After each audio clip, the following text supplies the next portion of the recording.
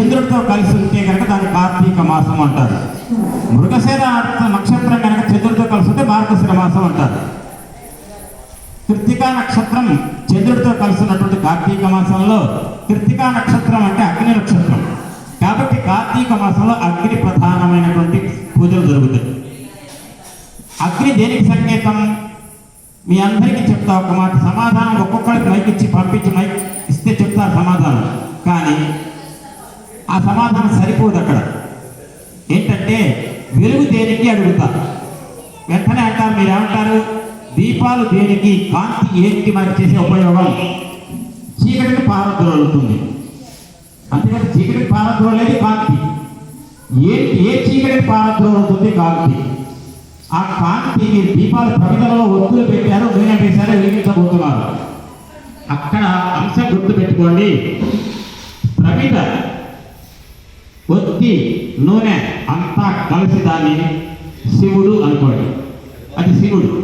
ఆ దీపం వెలిగించిన తర్వాత ఒత్తి యొక్క జ్వాల ఏదైతే ఉంటుందో ఆ జ్వాల నుంచి వెలువడే కాంతి ఏదైతే ఉందో దాన్ని పట్టుకోలేము, మనం చూడగలుగుతాం.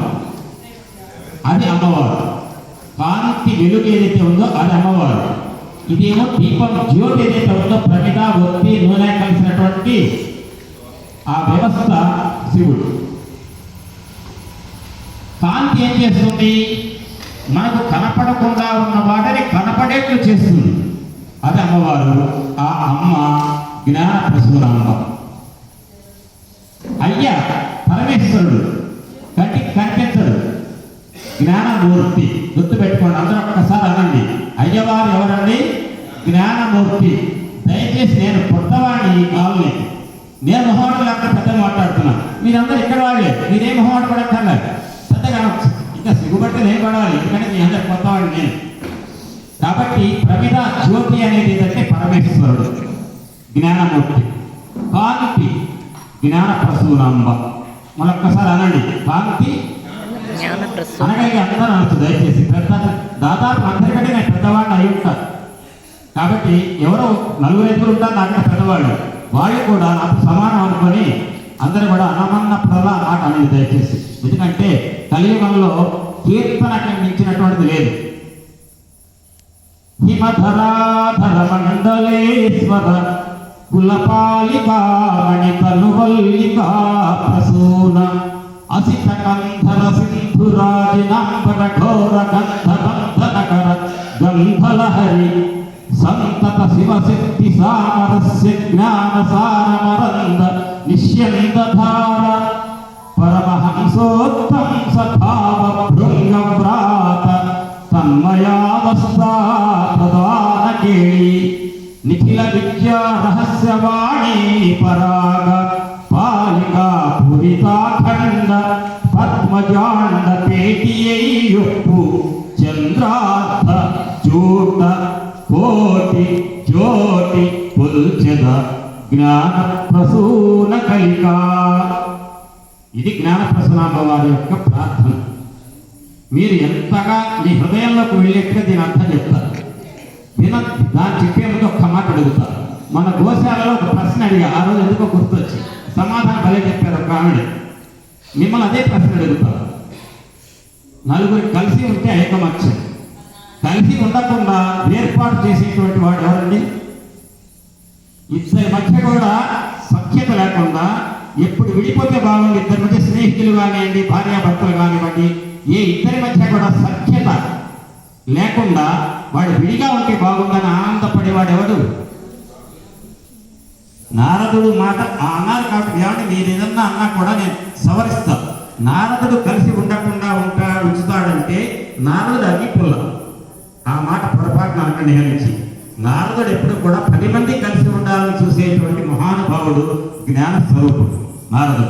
ఇక నుంచి మీ అందరి మనసుల్లో పొరపాటున నారదుడు సినిమాల్లో చూపించిన విధంగా ఇద్దరి మధ్య కలహాన్ని సృష్టిస్తాడనే కనుక ఎవరన్నా ఉంటే అగ్గి రాజేస్తాడు అని అనుకుంటే ఆ అగ్గి ఏ అగ్గి అంటే జ్ఞానాగ్ని. అర్థమైందండి? నారదుడి దగ్గర నుంచి అగ్ని కనుక రాజేస్తాడు ఇద్దరి మధ్య అంటే ఏ అగ్ని రాజేస్తాడు? జ్ఞానాగ్ని. అంటే ఇద్దరి యొక్క అసలు విషయం తెలుసుకొని కలిసి ఉండేట్టు చేసేవాడు నారదుడు. అది అయిపోయింది. కలిసి ఉండకుండా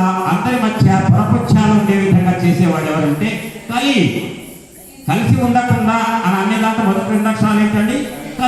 కలి పురుషుడు ఇద్దరి మధ్య సఖ్యత లేకుండా చేస్తాడు. ఆ యుగంలో మనం ఉన్నాం. కాబట్టి మీరు రోజు చూస్తూనే ఉన్నారు వార్తల్లో, పెళ్ళైంది జంట కొద్ది రోజులకి ఏమవుతుంది? ఆ మాట అనొచ్చు ఇక్కడ.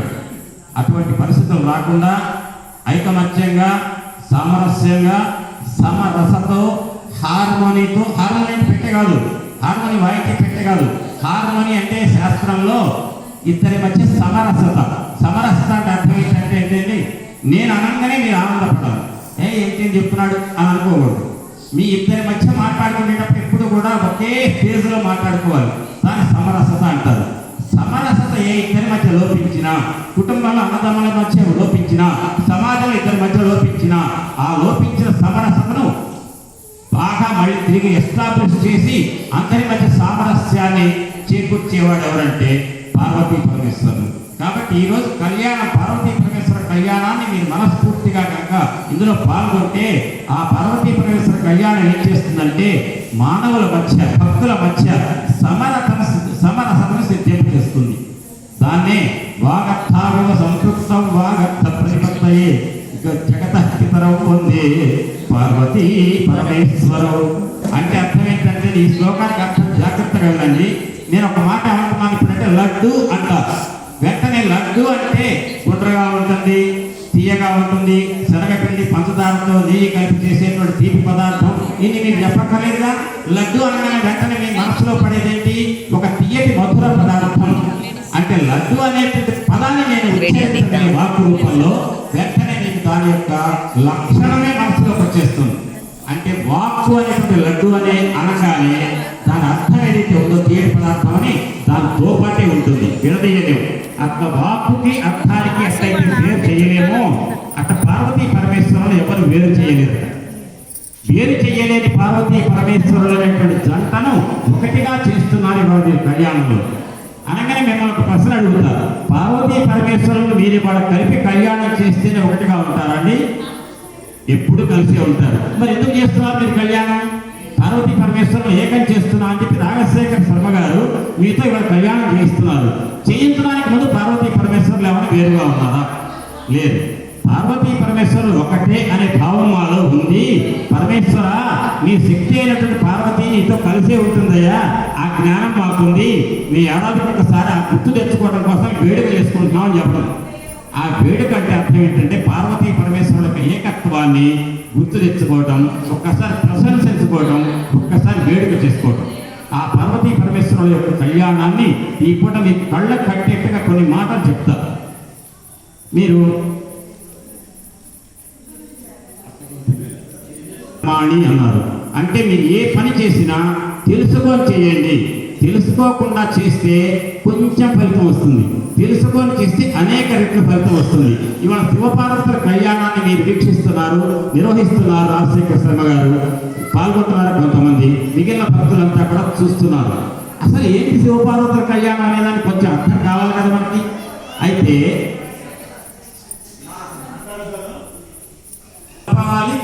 మణితను మల్లికా ప్రసూన అసిత గంధర సింధురాజినాంబర ఘోర గంధ బంధనకర గంధలహరి.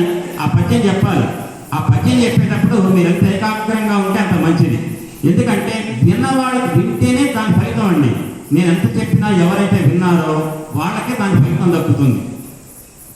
అయితే శివశక్త్యాయుక్తో యది భవతి శక్తః ప్రభవితుం నచేదేవం దేవో నఖలు కుశలః స్పందితుమపి అతః స్వాం ఆరాధ్యాం హరిహర విరించాదిభిరపి ప్రణంతుం స్తోతుం వా కథం అగత పుణ్య ప్రభవతి అన్నారు శంకరాచార్య వారు సౌందర్యలహరిలో. అది ఏంటంటే ఆ శ్లోకం చెప్పేసినారు, మీకు అర్థమవుతుంది అసలు శివపార్వతుల కళ్యాణం ఎందుకు చేయాలి. అది చెప్పిన తర్వాత హిమధరాభర మండలేశ్వర గురించి చెప్తాను. జాగ్రత్తగా వినండి. ఎవరికైతే ఖాళీగా కూర్చున్నారో, పనిలో ఉన్నవాడు వినండి. ఖాళీగా కూర్చున్నాడు. ఖాళీ అంటే ఏంటంటే మీరు ఏమీ వినకపోతే ఖాళీ, వింటుంటే ఖాళీ ఏం కాదు, వింటున్నట్టే కదా, ఏదో ఒక పని. శివశక్త్యాయుక్తో యది భవతి శక్తః ప్రభవితుం నచేదేవం దేవో నఖలు కుశలః స్పందితుమపి అంటే అర్థం ఏంటంటే పరమేశ్వర నీ శక్తి ఎవరంటే పార్వతీదేవయ్య. ఆ పార్వతీదేవి అనే శక్తి కనుక నీతో కూడుకొని ఉంటేనే నువ్వు శక్తుడవు. నువ్వు ఏ పని అయినా చేయడానికి సమర్థుడవు. పార్వతీదేవిని ప్రక్కన పెట్టండి, శివుడు రాయితో సమానమాట. ఆ మాట శంకరాచార్యుల వారు అన్నమాట అనమాట. పార్వతీదేవిని లెక్కలో పెట్టుకొని పరమేశ్వరుడితో కలిపినప్పుడు మాత్రమే ఆ శక్తి, ఆ పరమేశ్వరుడు అనేవారు పరిపూర్ణ దేవుడు అవుతాడు, పరిపూర్ణ పరబ్రహ్మం. పార్వతీదేవిని ఒక్కసారి ప్రక్కన పెట్టండి, మనసులో ఊహించండి. ఉట్టి శివుడు అంటే రాయి. కొన్ని మాటలు కార్తీక మాసం పర్వదిన సందర్భంలో అనకూడదు కాబట్టి మీకు అర్థం అవ్వాలని చాలా తేలిగ్గా చెప్పాలంటే ఒక మాట, అనకూడని మాట కూడా అంటారు. బజార్లో ఒక మనిషి ఉన్నాడండి, నిలబడి మాట్లాడుతున్నాడు, అనుకోకుండా శరీరాన్ని వదిలిపెట్టక ముందు ఆ మనిషి నిలబడి మాట్లాడుతున్నాడు. ఏమయ్యా అని పిలిస్తే వస్తున్నా అంటాడు. ఒకవేళ అందులో ఉన్న ప్రాణశక్తిని పంపించాడు బయటికి, అది ఏమైపోతాడు, పడిపోతాడు. అతను ఏమయ్యా రా అని పిలుస్తాడు, వస్తాడా? కనబెట్టి కొడితే వస్తాడా? కదడు. అంటే అంతకు ముందుకు ఇప్పటికీ మధ్య భేదం ఏదంటే ఆ శరీరంలో ఉన్నటువంటి ఒక శక్తి ఏదో అందులో బయటకు వెళ్ళిపోయింది. అంతకుముందు ఆ మనిషి కదలడానికి సిద్ధంగా ఉన్నాడు, ఆ శక్తి బయటికి పోగానే కదలడానికి లేదు. ఆ రకంగా పోల్చారండి. ఆ శక్తి ఎవరంటే బ్రతికి ఉన్నటువంటి మనిషిలో ఉన్న ప్రాణం ఏదైతే ఉందో, ఆ ప్రాణం పోయిన తర్వాత ప్రాణం లేని శరీరం కింద పడి కదలలేకుండా ఉందో అది రాయితో సమానం. ప్రతి మనిషిలో కూడా ప్రాణశక్తి ఏదైతే ఉందో అది అమ్మవారు, శరీరం ఏదైతే ఉందో అయ్యవారు. కాబట్టి ఆ రకమైన ప్రాణశక్తి మనిషి కలిస్తేనే శివుడు. ప్రాణశక్తి లేని నాడు ఆ మనిషి యొక్క శరీరం మనిషి అనం, వేరే మాట అంటాను దాన్ని. ఆ రకంగా ప్రతి మనిషిలో చైతన్యం రూపంలో, చిచ్చక్తి రూపంలో ప్రసరిస్తూ ఉండేటువంటి ప్రాణశక్తి అనేది ఏదైతే ఉందో అది భగవంతుడి యొక్క శక్తి. పార్వతీ అమ్మవారు అయితే ఆ అమ్మవారి యొక్క ప్రతినిధి మనలో ఉన్న ప్రాణశక్తి. అందరిలో ప్రాణశక్తి ఒక్కటే. ఒక్క మాట చెప్తానని, ఏమండి నేను వేసుకొచ్చినటువంటి దీని మీద ఏం పేర్లు ఉన్నాయి? శ్రీరామ జయ రామ జయ జయ రామ ఉంది. కాదండి, ఒక్కసారి మీరు చదువుకున్న వాళ్ళే కదా, నమో వెంకటేశాయ ఉంది కదా అన్నా అనుకోండి, మీరు ఎవరన్నా ఏమనంటారు? ఏమంటే దాన్ని శ్రీరామ జయ రామ అంటే నమో వెంకటేశాయ అంటున్నాడు ఏంటండి, ఏమైనా పని చేయట్లేదా అంటారు. అంటే అర్థమేంటి? ఈ ప్రాంగణంలో ఉన్న ఎవరైనా ఇందులో శ్రీరామ జయ రామ అనే అక్షరాలు చూపించి ఆ అక్షరాలు అంటేనే మీరు కరెక్ట్ అంటారు. అది తప్పించేదని అంటే మీలో ఎవరన్నా ఇది లేదు వెంకటేశ్వర నమో వెంకటేశ్వర అంటే ఒప్పుకుంటారా? ఒప్పుకోరు. అంటే మీ అందరికీ కూడా ఇది శ్రీరామ జయ రామ లాగా కనిపిస్తుంది అంటే అర్థం మీ మధ్య భేదం ఎక్కడుందండి? అంటే అందరిలో కూడా ఈ అక్షరాలు శ్రీరామ జయ రామ అనిపించేట్టుగా ఉన్నది ఏదంటే అందరిలో ఉన్నది ఒకటే శక్తి, ప్రాణశక్తి. ఆ ప్రాణశక్తికి భేదం లేదు. ఇద్దరు మనుషులు ఉన్నారండి, ఏ గ్రూప్ బ్లడ్ అని చెప్పి టెస్ట్ చేద్దామని చెప్పి బ్లడ్ టెస్ట్ చేయాలంటే ఈ కులం వాళ్ళకి ఈ టెస్ట్, ఈ కులం వాళ్ళకి ఈ టెస్ట్ అని ఉందా అండి? లేదు. ఆడ మగ కులం ముసలి వయస్సు నిమిత్తం లేదు. అందరిలో ప్రవహించే రక్తానికి పరీక్ష విధానం ఒక్కటే. అట్లానే అందరిలో ప్రవహించేటువంటి చైతన్యం ఒక్కటే. ఆ చైతన్యం ఎవరంటే భగవంతుడి యొక్క శక్తి అనే పార్వతీదేవి యొక్క ప్రతినిధి, రిప్రజెంటేటివ్. అది మన అందరిలో కూడా ప్రాణశక్తిగా ఉంది. ఆ ప్రాణశక్తి ఉన్నంత కాలమే శివం. శివం అంటే మంగళం. అది కనుక ప్రాణశక్తి ఎప్పుడైనా 90 ఏళ్లకు 100 ఏళ్లకు వెళ్ళిపోయింది అనుకోండి శరీరంలోంచి, ఆ సి కాస్త వేరే తలకట్టు వస్తుంది అక్కడ. ఆ సి అనే దాని బదులు తలకట్టు వస్తుంది సి దగ్గర. అంటే దానికి దీనికి మధ్యలో భేదం ఏంటంటే ప్రాణశక్తి. ఆ ప్రాణశక్తి లేని మనుషులతో శివుడికి కూడా పక్కనే పార్వతీదేవి లేకపోతే అంతేనట. అది ఈ శ్లోకం యొక్క అర్థం. శివశక్త్యాయుక్తో యది భవతి శక్త ప్రభవితం. ఓ శివ, నీ పక్కనే ఉన్న శక్తి స్వరూపిడైనటువంటి పార్వతీదేవి కనుక లేకపోతే నువ్వు ఈ లోకాన్ని సృష్టించి ఏదో చేస్తావే, ఆ చేయటానికి నీకు తగిన శక్తి లేనటువంటి అశక్తుడు అయ్యా. నువ్వు అశక్తుడైనటువంటి నీకు శక్తుడు అవ్వాలి అంటే నీకు శక్తి ప్రక్కన ఉండాలి. అంటే నీ దేవయ కళ్యాణంలో శివుడి పక్కన ఎవరు పెడుతున్నారండి? పార్వతి. అంటే శివుడికి శివుడి యొక్క శక్తిని ఒకటే అనేటువంటి ఉపాసన మీరు చేస్తున్నారు, ఆ ఎరుక తెచ్చుకుంటున్నారు. అది శివపార్వతుల కళ్యాణం. శివశక్త్యాయత్వ ఎది భవతి శక్త ప్రభవితం నచేతేవం దేవో నఖలు కుశలః నకుశలః స్పందితుమపి. శివ, నీ ప్రక్కన పార్వతీదేవి కనుక నీ ప్రక్కన పెడితే నువ్వెందుకు పనికిరావా? కదలలేని రాయివయ్యా నువ్వు కదలలేవు కూడా, స్పందించలేవు. అతః త్వాం ఆరాధ్యాం. ఎవరాన్నదిస్తారన్న పార్వతీదేవి అనేటువంటి లలితమ్మ వారిని ఇక్కడ ఒక డౌట్ వస్తుంది, మీలో ఎవరికో వస్తుంది, అడగలేదు కాబట్టి అడిగారు. ఆ డౌట్ ఏది నేనే చెప్తా. అందుకనమ్మా నిన్ను ఆరాధించే వాళ్ళు ఎవరు? బ్రహ్మ, విష్ణు, రుద్రుడు. బ్రహ్మగారి పని ఏంటండి? సృష్టిని పుట్టించడం. విష్ణువు పని ఏంటండి? విష్ణువు పని పోషించడం. పోషించాలంటే పుట్టిన మనిషి 80 ఏళ్ళ ఆయుష్ బ్రతకాలి. ఏం కావడానికి? ఆహారం, తిరగడానికి అన్నీ కావాలి. దానికి ఏం కావాలి? డబ్బు. డబ్బుకి అధ్యక్ష దేవత ఎవరు? లక్ష్మి. లక్ష్మీదేవి భర్త ఎవరు? విష్ణువు. కాబట్టి విష్ణువు పోషిస్తాడు. కాలం తీరిపోయింది. శక్తి పార్వతి రుద్రుడు పార్వతి సహకారంతో తీసుకెళ్ళిపోతాడు. మనిషి పరిస్థితి అదే. యుగం కూడా యుగాంతం అయ్యేటప్పుడు బ్రహ్మగారు సృష్టిస్తాడు యుగాన్ని, విష్ణువు పోషిస్తాడు, రుద్రుడు కాలం తీరి పెద్దలు పట్టుకుపోతాడు. దాన్ని సృష్టి స్థితి లయ అంటారు. ఈ సృష్టి స్థితి లయ అనేటువంటి 3 కార్యక్రమాలకు బ్రహ్మ విష్ణు మహేశ్వరులు. బ్రహ్మగారికి శక్తి ఎవరంటే వాక్కు వాణి, విష్ణువుకు శక్తి ఎవరంటే లక్ష్మి, రుద్రుడికి శక్తి ఎవరంటే పార్వతి. బ్రహ్మగారికి వాక్కు అంటే ఏంటంటే వేదాలు. వేదముల ఆధారంగా బ్రహ్మగారు సృష్టి చేస్తాడు. ఇక్కడ మీరందరూ గమనించండి ఒక్క మాట. ఎప్పుడైనా నేను ఉపన్యాసం చెప్పడానికి వస్తే గుర్తుపెట్టుకోండి, బ్రహ్మగారి శక్తి వాణి, విష్ణువు శక్తి లక్ష్మి, రుద్రుడి శక్తి పార్వతి. ఈ ముగ్గురు కూడితే ఒక పెద్దమ్మ ఉంది. ఆ పెద్దమ్మ ఎవరంటే లలితా పరాభట్టారిక రాజరాజేశ్వరి మహాత్రిపుర సుందరి.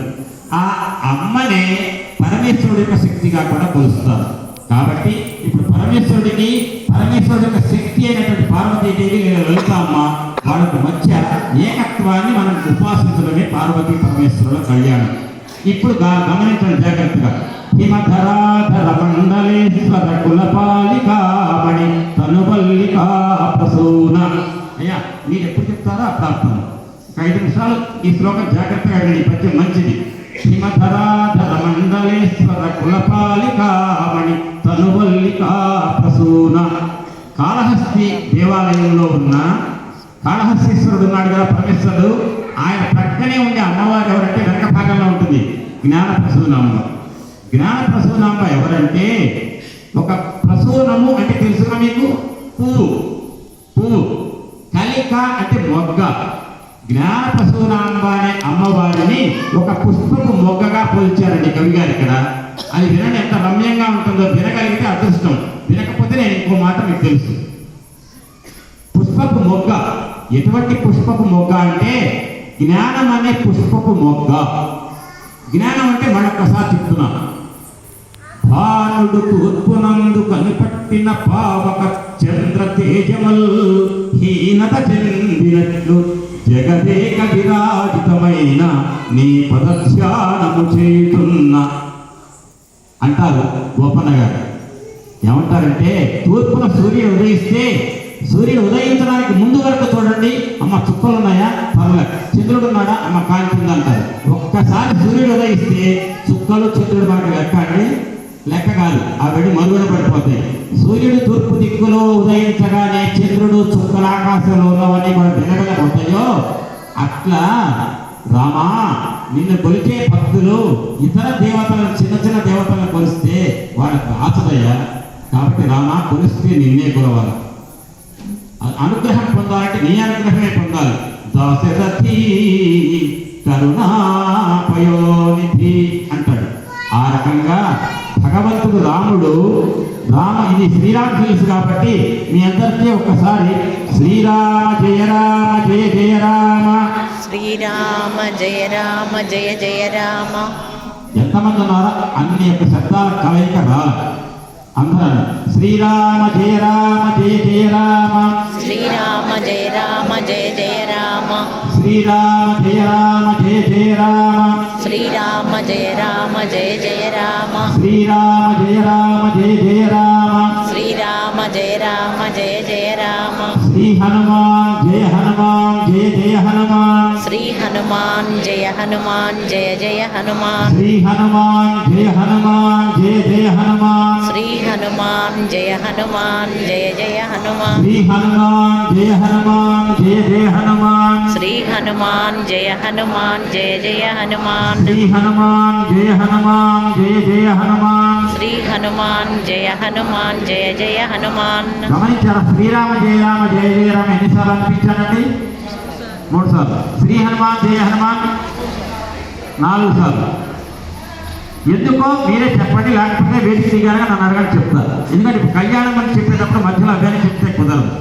ఇక వినండి, హిమధరాధర. ఇది ఎందుకు అనిపించాలంటేనండి, శివుడికి ఇష్టమైన పని చేస్తేనే కదండి శివుడు సంతోషించేది. ఇప్పుడు వేదిక మీద హీరో ఎవరు? శివుడు. హీరోయిన్ ఎవరు? పార్వతీదేవి. వాళ్ళకి ఇష్టమైన పని చేస్తే వాళ్ళు సంతోషిస్తారు. ఇప్పుడు మీరంతా దేనికోసం ప్రాగులాడుతున్నారు? వాళ్ళు సంతోషించాలని. ఆయనకి ఏమి ఇష్టమో మీకు తెలుసు కదా. ఏనోపాయేన లఘునా విష్ణు నామ సహస్రకం పఠ్యతే పండితే నిత్యం శ్రోతమిచ్చామ్యహం ప్రభో. విష్ణు సహస్రనామం చదువుతారు కదండి ఇక్కడ. అందరు ఈశ్వరీదేవి అడిగిందని పార్వతి ఏమనంటే, అమ్మా అయ్యా నాథ పరమేశ్వర, భూలోకంలో తెలుగొచ్చు, సంస్కృతం రాని వాళ్ళు ఉన్నారు, విష్ణు సహస్రనామం పలకలేకపోవచ్చు, విశ్వం విష్ణు ప్రశంకారో భూతభవ్యభవత్ప్రభు అని ప్రకటన రాకపోవచ్చు.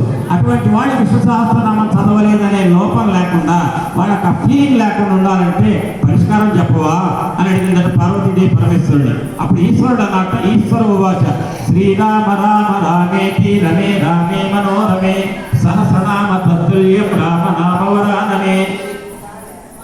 అట్టంటేనట్టండి విష్ణు సహస్రనామం చదివినట్టేనట. శ్రీరామ రామ రామేతి రమే రామే మనోరమే సహస్రనామ తత్తుల్యం రామనామ వరాలనే. అంటే అర్థం ఏంటంటే రామ రామ రామ అని 3 సార్లు అంటే విష్ణు సహస్రనామం సమానం అంటారు. అదే కూడా ప్రవర్తిస్తాం వేదిక దగ్గర కావాలంటే. అయితే ఈ రామ అనే నామాన్ని మహా ఇష్టమైన వాడు ఎవరంటే ఈ లోకంలో శివుడు. కాబట్టి ఈ శివుడు సంతోషపడాలంటే రామనామాన్ని అనాలి. పైగా ఏ హిల్స్ ఇది? శ్రీరామ్ హిల్స్. కాబట్టి శ్రీరామ జయరామ అనిపించారు. ఇక వినండి జాగ్రత్త. కళ్యాణం ప్రారంభించే ముందు హిమధరాధర మండలేశ్వర కులపాలికా మణితనువల్లికా ప్రసూన. మరండి జ్ఞాన ప్రసూనాంబ అంటే జ్ఞాన పుష్పము యొక్క మొగ్గ. అట విసుకున్న పుష్పం కాదు, మొగ్గ. జ్ఞాన ప్రసూన అమ్మవారు. పుష్పం మొగ్గ అనగానే వెంటనే మీ అందరికీ తెలుసు పుష్పం అంటే ఏంటండి? అది ఒక తీగకి పుట్టాలి. మల్లె పువ్వు ఎక్కడ పుడుతుంది? మల్లె తీగకి. అంతేకాని వేప చెట్టుకు పుట్టదు కదా, తీగకి పుట్టాలి. అయిపోయింది. ఒక పువ్వు వికసించగానే ఏమొస్తుంది? దాని నుంచి వాసన. అదే మల్లెపూలు బాగా వాసన వస్తున్నాయా అంటారు, అంతే కదా, వాసన. ఇంకొకటి పుష్పంలో మధ్యలో ఉండేది ఏదండి? తేనె. ఆ తేనె దుర్రటానికి వచ్చేవాళ్ళు ఎవరు? తుమ్మెదలు. అంతే కదా. 4 గుర్తుపెట్టుకోండి. ఒకటి పుష్పం తీగకి పుట్టాలి, రెండోది పుష్పానికి వాసన రావాలి, మూడోది పుష్పంలో తేనె ఉండాలి. తేనె ఉండగానే తేనె దుర్రటానికి ఎవరు రావాలి? తుమ్మెదలు. ఇప్పుడు జ్ఞాన ప్రసూనాంబ అనే అమ్మవారు ఒక పుష్పం. ఎట్లా అనేది చెప్తాను, చెప్పి శ్రమగా శర్మగా అందిస్తాను. వినండి, జాగ్రత్తగా వినండి. హిమధరాధర మండలేశ్వర కులపాలికా మణితనువల్లికా ప్రసూన. అంటే హిమవంతుడు అనేటువంటి పర్వతరాజు యొక్క కులపాలిక, కులగారని హిమవంతుడి యొక్క భార్య, హిమవత్ పర్వతం యొక్క వంశానికి సంబంధించిన కులపాలిక. ఎవరామె? మేనాదేవి. మేనాదేవి అనేటువంటి ఒక దేవత యొక్క శరీరం అనే తీగ పుట్టిందట. కాబట్టి హిమధరాధర మండలేశ్వర కులపాలికా మణి. తను అంటే శరీరం, తనువల్లి అంటే తీగ, తనువల్లికా ప్రసూన. ప్రసూన అంటే పుష్పం లేదా ప్రసవించబడింది. అంటే హిమవంతుడి యొక్క భార్య అయినటువంటి మేనాదేవి శరీరం అనే తీగ నుంచి ప్రసవించబడి పుట్టినటువంటి అమ్మ ఆ జ్ఞాన ప్రసూనాంబ. అంటే తీగకు పుట్టింది కదా. ఎవరు ఆ తీగ? హిమోత్పర్వతరాజు యొక్క భార్య అయినటువంటి మేనాదేవి అనే తీగ. రెండో అంశం ఏం రావాలండి? వాసన. అసిత గంధర సింధురాజినాంబర ఘోర గంధ బంధన గర గంధల హరి. ఇక్కడ జాగ్రత్తగా వినండి. ఏంటంటే అసిత గంధరుడు అంటే సిత అంటే తెలుపు, అసిత అంటే నలుపు. కట్టంలో నలుపు ఉన్నవాడు ఎవరు? మచ్చ. శివుడు. అదెందుకో కూడా తర్వాత చెప్తాను, కొద్దిసేపు ఆగి మంగళసూత్ర ధారణప్పుడు చెప్తాను. జాగ్రత్త. శివుడికి కంఠంలో నాలంటే మచ్చ వస్తుంది, అంతే. అసిత గంధరుడు ఆయన అంటే అప్పుడే కోసిన ఏనుగు తోలు కట్టుకొని వస్తాడట. ఏనుగు తోలు అప్పుడే కోసినటువంటి తోలు తీసుకొచ్చి ఒంటికి చుట్టుకొని వస్తే మనకి ఎక్కడుంటుందండి? ముక్కులు మల్లెపూల వాసన లాగా ఉందంటారు ఎవరన్నా? ముక్కులు పగిలిపోతున్నాయి అవతలకాలంలో అంటారు. మనమైనా సరే పరమేశ్వరుడు కనుక అప్పుడే కోసిన ఏనుగు యొక్క తోలు, పచ్చి ఏనుగు తోలు కనుక ఒంటికి చుట్టుకొని వస్తే ఆ వాసన భరించక దుర్గంధం ముక్కులు పగిలిపోతుంటాయి. కానట్టండి అసిత కంధర సింధురాజినాంబర. సింధు అంటే ఏనుగు, అజినం అంటే అంబరం అంటే వస్త్రం. సింధురాజిన అంబర ఘోర గంధ, దుర్గంధం ముక్కులు పడిపోయే వాసనట ఆ శివుడి దగ్గర. అప్పుడు ఘోర గంధ బంధనకరి అంటే కట్ చేస్తుంది, ఏమంటే ఆ వాసన ఆపేస్తుంది. బంధనకర గంధ లహరి, లహరి అంటే ప్రవాహం, గంధ అంటే వాసన. అంటే అప్పుడే కోసిన ఏనుగు తోలును కనుక పరమేశ్వరుడు చుట్టుకొని వచ్చి పార్వతీదేవి పక్కన ఉంటే, పార్వతీదేవి నుంచి ప్రసరించేటువంటి ఆ గంధం ఏదైతే సుగంధం ఉందో అదట శివుడు సంబంధించినటువంటి ఏనుగు తోలు వాసనను కూడా నెట్టి పడేసి అక్కడ సుగంధభరితమైన వాసనని పుట్టించే అంత శక్తివంతమైన వాసన కలిగిందట పార్వతీదేవి. అంటే పుష్పం కాబట్టి అమ్మవారు. మరి పార్వతీ పరమేశ్వరుడు పక్కన ఉంటుందంటే ఆమె ఆ ఎనుగుతులు పట్టుకున్నాను పక్క ఆ వాసన రాకుండా చేసేది ఆమె కదా. అయిపోయింది. అసిత గంధర సింధురాజినాంబర ఘోర గంధ బంధన కర గంధల హరి సంతత శివశక్తి సామరస్య జ్ఞాన సారమరంద నిశ్శబ్దధార. ఇప్పుడు తేనె, ఏ తేనె ఇస్తుందట అమ్మవారు? అమ్మవారు ఇక్కడ అమ్మ మీరు ఏమనుకోకూడదు, ఒక చిన్న మాట.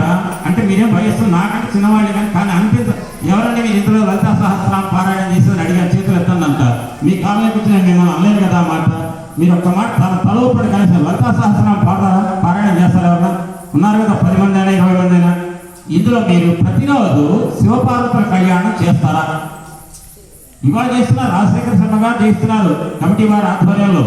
కానీ మీరు ఎప్పుడన్నా ప్రతిరోజు పార్వతీ కళ్యాణం చేస్తున్నారా? చేస్తున్నారు. ఎట్లంటే వాచ్యంగా లలితా సహస్రనామం చదువుతూ శ్రీమాత శ్రీ మహారాజ్ని శ్రీమసింహాసనేశ్వరి చిదగ్నికుండ సంభూత దీపక విస్ముజ్యత చిత్త శివశక్తి రూపిణి అంటారు. అంటే శివుడు శక్తి ఏకం చేసేటువంటి దాన్ని అమ్మని అన్నారు లలితా సహస్రనామం. కాబట్టి అందులో మాట అన్నారంటే శివపార్వతుల కళ్యాణం చేసినట్టు. కాబట్టి ఇక్కడ ఏంటంటే ఈ మాట ఏమంటారంటే ఇక్కడ అసిత గంధ సింధురాజినాంబర ఘోర గంధ బంధ గంధనకర గంధల హరి సంతత శివశక్తి సామరస్య జ్ఞాన సారమరంద నిశ్యందధార. అంటే ఆ అమ్మవారు అటండి, ఆ అమ్మవారు శివజ్ఞాన ప్రదాయని యొక్క అమ్మవారు. అంటే శివజ్ఞానం అంటే ఏంటంటే పార్వతీ పరమేశ్వరుడు ఇద్దరికి భేదం లేదు. ఏదో మేము కాస్త ప్రజలు మానవులం కాబట్టి ఏడాదికి ఒక్కసారి కళ్యాణం చేస్తున్నాం, కానీ పార్వతీ శివుడు ఇద్దరు ఒకటే, ఇద్దరికి భేదం లేదు అనేటువంటి భావన కలిగి ఉండటాన్ని సామరస్యం అంటారు. ఆ సామరస్యాన్ని కనుక పార్వతీ పరమేశ్వరుడు కళ్యాణం చేస్తే మన ఇంట్లో భార్యాభర్తలకు, అన్నా చెల్లెళ్లకు, అన్నా తమ్ములకు, కొడుకు కోడలకు, బిడ్డ అల్లులకు ఏదన్నా కనుక ప్రపంచాలుంటే అవి తొలగాలంటే, సామరస్యం ఏర్పడాలంటే పార్వతీ పరమేశ్వరుడు కళ్యాణానికి వైభవం చేస్తుందట పని. ఆ మాట ఇక్కడ ఏం చెప్తున్నారంటే సంతత నిరంతరం సంతత శివశక్తి, శివ అంటే శివుడు, శక్తి అంటే పార్వతి. సంతత శివశక్తి సామరస్య జ్ఞాన, ఇద్దరు సామరస్యంతో ఉంటారు అనే జ్ఞానం సారమరం నిశ్యందధార. అంటే పార్వతీదేవి దగ్గర నుంచి వచ్చేటువంటి ఆ తేనె ఏదంటే శివ పార్వతులు ఏకం అనేటువంటి ఒక జ్ఞానాన్ని మనకు ఇస్తుందట. అటువంటి తేనె మీద చూడటానికి వాడటానికి సిద్ధంగా అవుతున్నారు చూసండి. సంతత శివశక్తి సామరస్య జ్ఞాన సారమరంద నిశ్యందధార పరమహంసోత్తం సభావ భృగవ్రాత తన్మయావస్థ ప్రధాన కేళి. అంటే ఆ శివశక్తి ఇద్దరు ఒకటే అనేటువంటి ఆ మకరందాన్ని చూడటానికి సిద్ధమైన వాడు ఎవరో తెలుసండి?